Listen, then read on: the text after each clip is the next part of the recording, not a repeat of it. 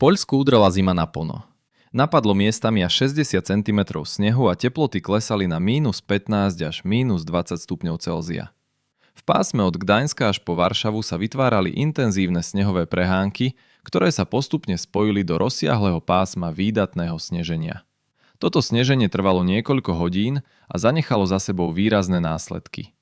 Najviac zasiahnutou oblasťou bola Moava, kde napadlo až 57 cm snehu. Aj v širšom okolí sa snehová pokrývka pohybovala od 15 do 40 cm. Situáciu výrazne zhoršoval silný a nepríjemný vietor, ktorý komplikoval život najmä cestujúcim na diaľnici S7. Doprava sa tam úplne zastavila a mnohé autá uviazli v snehu.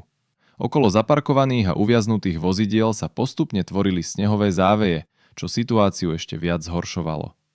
V týchto oblastiach teraz teploty ďalej klesajú pod -10 stupňov Celzia a o niečo východnejšie už dnes večer namerali až -19 stupňov Celzia.